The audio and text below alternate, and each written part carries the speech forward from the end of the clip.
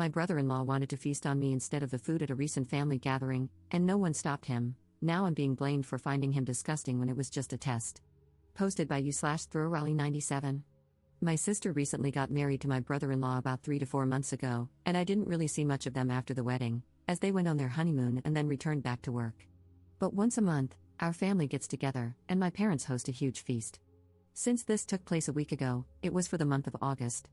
During this dinner, my brother-in-law was acting extremely weird towards me. He was complimenting my body, ignoring my sister, and just behaving strangely. It was completely unexpected for several reasons, one being that his wife was sitting right next to me, and two, he has only been married a few months. Also, he's never spoken to or about me like that before. I felt really uncomfortable, and I'm sure it was obvious to the rest of the room because, seriously, what was going on? What made it even stranger was that nobody said anything. I was extremely confused and just wanted to leave. I left early, but when I got home, I felt so icky. I don't even know how to describe it. I decided to message my sister to let her know his behavior made me uncomfortable. I also mentioned that it was concerning that he felt comfortable saying these things in front of my parents and brother. I explained that if she didn't feel comfortable addressing it, I wouldn't mind talking to him myself. His behavior was so unnerving that I FaceTimed my boyfriend, who was away for work in the US. I told him how suddenly my brother-in-law's behavior towards me shifted from that of a sibling to this horribly uncomfortable situation. He was pissed, and rightfully so. My sister didn't respond to my texts until the next day. She asked to meet up, so I did. I was expecting her to be upset and for him to apologize for what he said. Instead, she admitted that it was all a test, and I had passed. I was confused, to say the least. What did she mean by a test? What was going on? Turns out, she had her husband do those things on purpose because she wanted to see how I would react if he really said those things to me and meant them. My reaction and choice to message her afterward told her I could be trusted around him. I was offended, to say the least. Why would she think I couldn't be trusted? Well, let me tell you what I believe to be a completely invalid reason for this lack of trust. My sister has been married before. She was 27, and the divorce happened about 10 months into the marriage. Her ex was a psycho, to say the least. He had known me longer than he knew my sister. I was the one who introduced them. They got along well and eventually started dating. It seemed like the healthiest, most romantic relationship to ever grace this planet. Then, they got married. During their marriage, I was staying with them because it was a closer commute to work. They had extra bedrooms, and I paid rent and took care of myself by cooking and cleaning. But my underwear started going missing. At first, I assumed it had just gotten mixed up in my sister's laundry and would turn up eventually. But it happened more frequently, to the point where I was buying underwear almost weekly. I kept pressuring my sister to admit she was taking it, but she was adamant it wasn't her. I decided to ignore it and move on. It hadn't even crossed my mind that the real reason was far worse. My former brother-in-law was stealing my underwear. I don't know, nor did I want to know, what he was doing with it when I found out. I was so disgusted and confused. Someone I thought was my friend was actually just a pervert. He admitted that he had never really loved my sister and was just using her to get close to me. I was so creeped out, and I pressed charges against him for his sickening behavior. I was able to get a restraining order, and my sister divorced him almost instantly after finding out.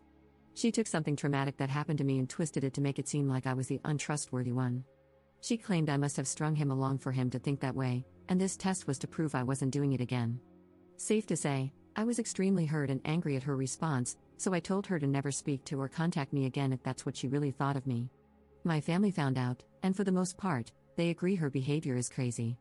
But my mother stood by her actions, saying my sister was just trying to protect herself from being hurt again.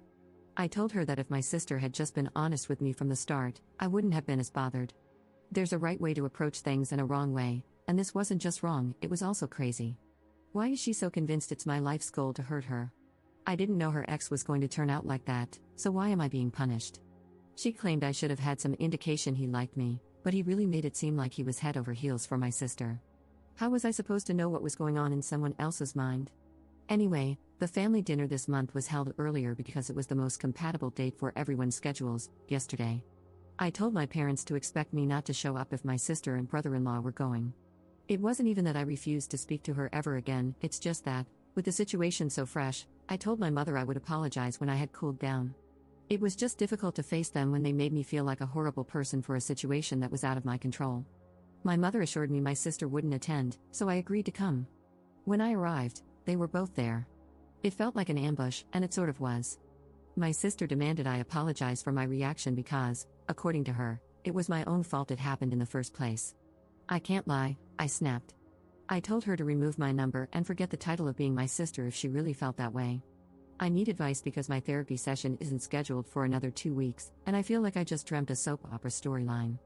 I feel kind of bad because I do understand my sister had her trust broken completely by her ex, but I feel like that distrust shouldn't be aimed at me, it should be directed at the person who actually caused it.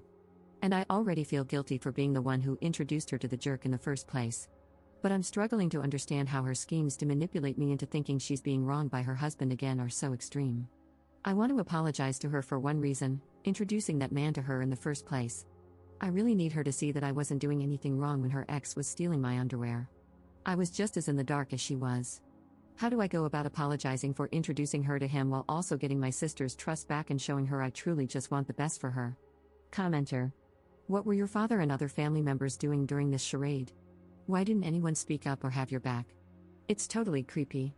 You deserve to be treated better by everyone who was there. Ops response. My dad wasn't pleased with what my brother-in-law said during the August dinner.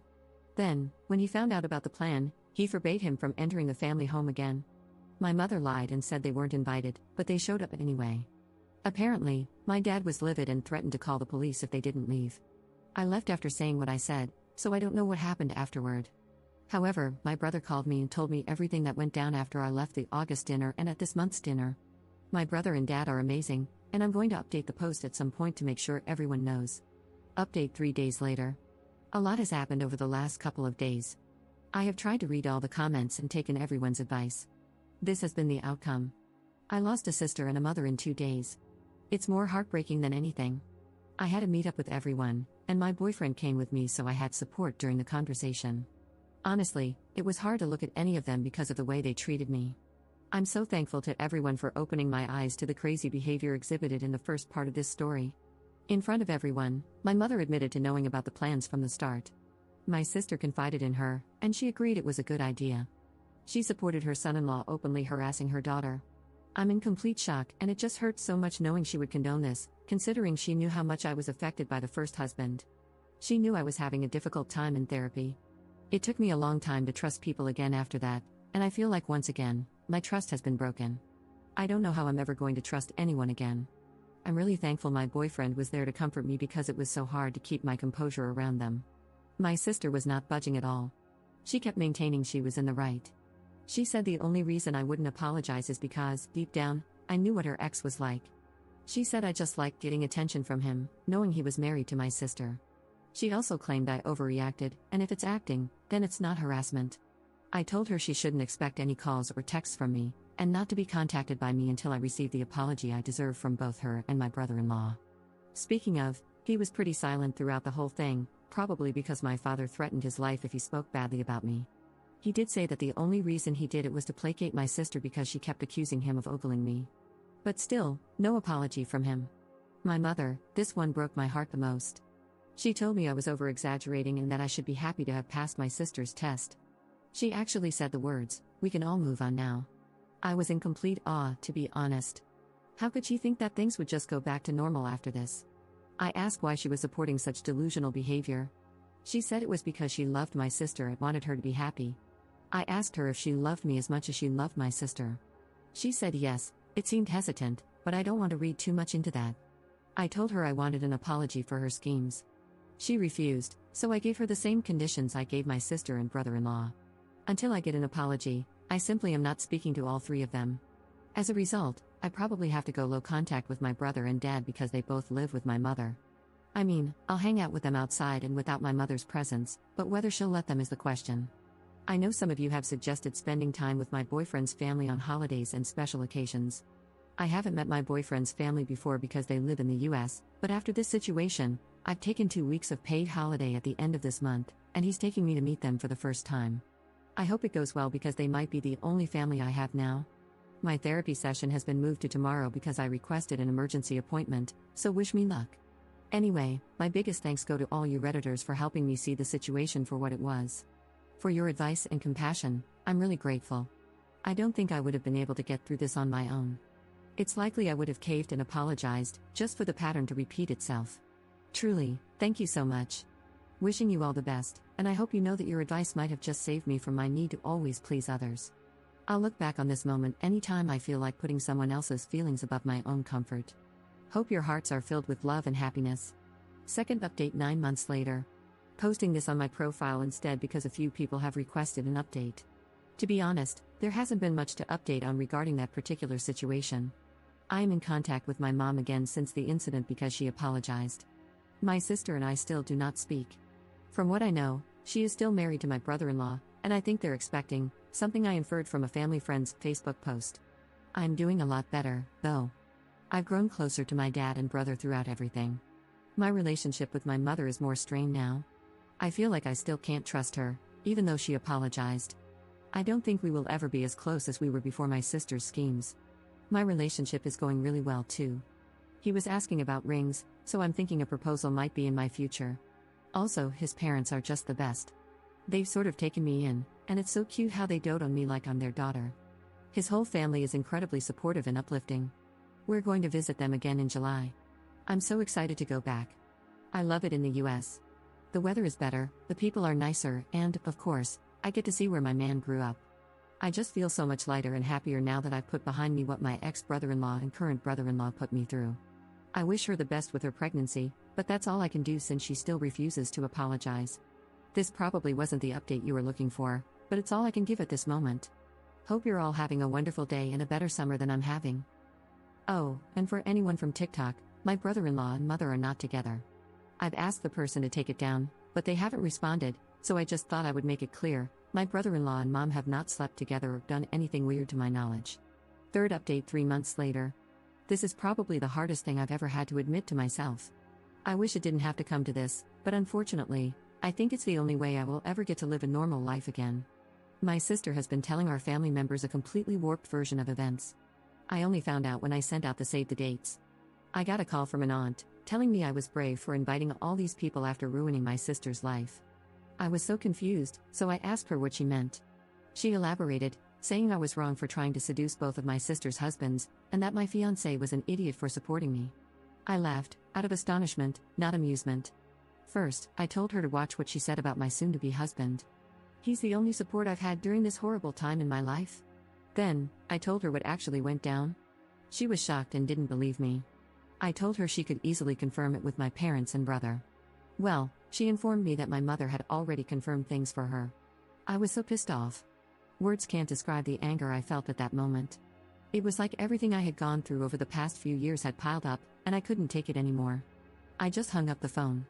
I called my mother, who had been begging for my forgiveness a few months ago. I told her I was done. She supported my delusional sister in her crazy schemes, and I forgave her.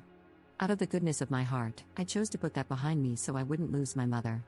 But she went behind my back and sided with my sister in front of our extended family, making everyone think I was callous enough to seduce my own brothers-in-law. She allowed people to spread lies about her own daughter. I told her I never want to see or speak to her again. I called my brother and asked if he knew any of this had been happening. Thankfully, he didn't. Neither did my dad. I then wrote a letter to my sister, which covered 4 main points. 1. I was deeply sorry for everything she had been through. This did not mean I understood or forgave her actions, but I was apologetic for how things turned out. 2. She needed to seek help for what my former brother-in-law put her through. 3. I was stunned that she thought she could lie about what happened to everyone and get away with it. From that point on, she had truly lost the right to call herself my sister. 4. I wished her the very best in life but stated that I never wanted to see or hear from her again. She had caused me far too much pain, and I'll never be able to forgive her. I will never speak to, reach out to, or even entertain the idea of reconciling with my mother or sister again. It is up to my father and brother whether they choose to associate with them, but for me, everything is beyond repair. The lies have stacked up so much that there isn't a pair of scissors sharp enough to cut through them. My fiancé and I have decided that with everything that has happened, we will just have a town hall wedding, just a couple of witnesses, and the 2 of us. I'm so eternally grateful to have found him. He's my entire world, and without him here to talk me out of a breakdown, I might never have survived. Family is not always who you are born with, but the people you meet along the way. I've been so incredibly lucky to have met some of the best people with whom I can start my own family. It is with great sadness that I make this update. It's my own fault for believing in the best of people. To think that I would ever get an apology is just so naive, but I think this may have been a blessing in disguise. At the very least, I'm choosing to see it that way. This chapter of my life is officially over, and I can now move on to better and brighter things. Thank you all for tuning into this portion of my life. Love you all, and I hope you have better luck with your family members than I have. By the way, I know people are curious about my ethnicity. I'm mixed race, my mother is Indian, and my father is English. I grew up and have lived in England for most of my life.